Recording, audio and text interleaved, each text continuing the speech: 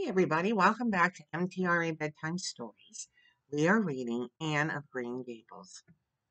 And the last chapter, poor Anne, she really got herself into a bind, but she didn't know that she was doing anything wrong, so Diana's mother's forbidden her to see Anne or play with Anne anymore. This is just heartbreaking. Well, our next chapter is called A New Interest in Life. The next afternoon, Anne, bending over her patchwork at the kitchen window, happened to glance out and beheld Diana down by the Dryad's bubble, beckoning mysteriously. In a trice, Anne was out of the house and flying down to the hollow, astonishment and hope struggling in her expressive eyes, but the hope faded when she saw Diana's dejection countenance. Your mother hasn't relented, she gasped. Diana shook her head mournfully. No, and oh, Anne, she says, I'm never to play with you again. I've cried and cried, and I told her it wasn't your fault, but it wasn't any use. I never, ever such a time coaxing her to let me come down and say goodbye to you. She said I was only to stay 10 minutes, and she's timing me by the clock. 10 minutes isn't very long to say an eternal farewell, said Anne, tearfully. Oh, Diana, will you promise faithfully never to forget me, the friend of your youth, no matter what dearer friends may caress thee?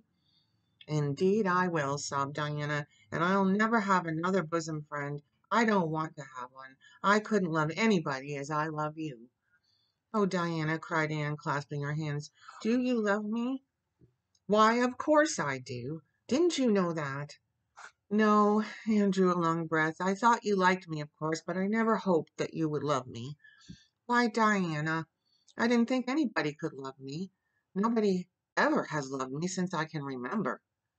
Oh, this is wonderful. It's a ray of light which will forever shine on a darkness of paths severed from me, Diana. Oh, just say it once again.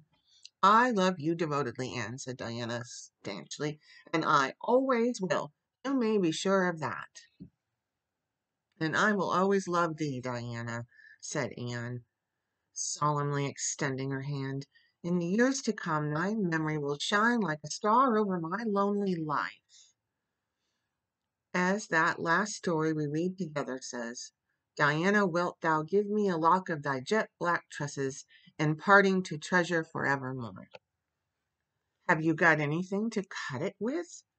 Queried Diana, wiping away the tears which Anne's affecting accents had caused to flow afresh and returning to practicalities. Yes, I've got my patchwork scissors in my apron pocket, fortunately, Anne. She solemnly clipped one of Diana's curls. Fare thee well, my beloved friend. Henceforth we must be as strangers, though living side by side, but my heart will ever be faithful to thee. Anne stood and watched Diana out of sight, mournfully waving her hand to the latter whenever she turned to look back. Then she returned to the house, not a little consoled for the time being by this romantic parting. It's all over, she informed Marilla. I shall never have another friend. I'm really worse off than ever before, for I haven't Katie, Maurice, and Violetta now, and even if I had it wouldn't be the same. Somehow little dream girls are not satisfying after a real friend. Diana and I had such an affecting farewell down by the spring. It will be sacred in my memory forever. I used the most pathetic language I could think of and said, thou and thee. Thou and thee seems so much more romantic. Then you, Diana, gave me a lock of her hair, and I'm going to sew it up in a little bag and wear it around my neck all my life. Please see that it is buried with me, for I don't believe I'll live very long. Perhaps when she sees me lying cold and dead before her, Mrs. Barry may feel remorse for what she has done and will let Diana come to my funeral. I don't think there is much fear of your young dying of grief as long as you can talk, Anne, said Marilla unsympathetically. The following Monday Anne surprised Marilla by coming down from her room with her basket of books on her arm and hip and her lips primmed up into a line of determination. I'm going back to school, she announced. That is all there is left in life for me, now that my friend has been ruthlessly torn from me. In school, I can look at her and muse over days parted. You'd better muse over your lessons and sums, said Marilla, concealing her delight at this development of the situation. If you're going back to school, I hope we'll hear no more of breaking slates over people's heads and such carryings on. Behave yourself and do just what your teacher tells you. I'll try to be a model pupil, agreed Anne dolefully. There won't be much fun in it, I expect. Mr. Phillips said Minnie Andrews was a model pupil, and there isn't a spark of imagination or life in her. She is just dull and poky and never seems to have a good time. But I feel so depressed that perhaps it will come easy to me now. I'm going round the road. I couldn't bear to go by the birch path all alone. I should weep bitter tears if I did. Anne was welcomed back to school with open arms. Her imagination had been sorely missed in games, her voice in the singing, and her dramatic ability in the pursuit aloud of books at dinner hour. Ruby Gillis smuggled 3 blue plums over to her during Testament reading. Ella May McPherson gave her an enormous yellow pansy cut from the covers of a floral catalog, a species of desk decoration much prized in Avonlea School. Sophia Sloane offered to teach her a perfectly elegant new pattern of knit lace, so nice for trimming aprons. Katie Bolter gave her a perfume bottle to keep slate water in, and Julia Bell copied carefully on a pale pink paper scalloped on the edges the following effusion. To Anne, when twilight drops her curtain down and pins it with a star, remember that you have a friend, though she may wander far. So nice to be appreciated, signed Anne rapturously to Marilla that night. The girls were not the only scholars who appreciated her. When Anne went to her seat after dinner hour, she had been told by Mr. Phillips to sit with the model Minnie Andrews. She found on her desk a big, luscious strawberry apple. Anne caught it up all ready to take a bite when she remembered that the only place in Avonlea where strawberry apples grew was in the old Blythe orchard on the other side of the lake of shining waters. Anne dropped the apple as if it were a red-hot coal and ostentatiously wiped her fingers on her handkerchief. The apple lay untouched on her desk until the next morning, when little Timothy Andrews, who swept the school and kindled the fire, annexed it as one of her prerequisites.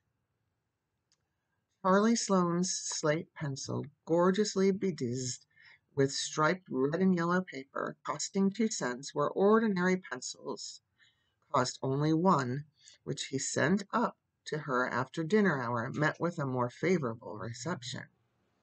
Anne was graciously pleased to accept it, and rewarded the donor with a smile which exalted that infatuated youth straightway into the 7th heaven of delight, and caused him to make such fearful errors in his diction that Mr. Phillips kept him after school to rewrite it.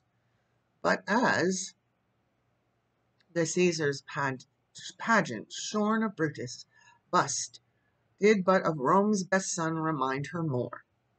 So the marked absence of any tribute or recognition from Diana Barry, who was sitting with Gertie Pye, embittered Anne's little triumph. Diana might just have smiled at me once, I think, she mourned to Marilla that night, but the next morning a note most fearfully and wonderfully twisted and folded in a small parcel were passed across to Anne. Dear Anne, Mother says I'm not to play with you or talk to you even in school. It isn't my fault, and don't be cross at me, because I love you as much as ever. I miss you awfully to tell you all my secrets too, and I don't like Gertie Pye one bit.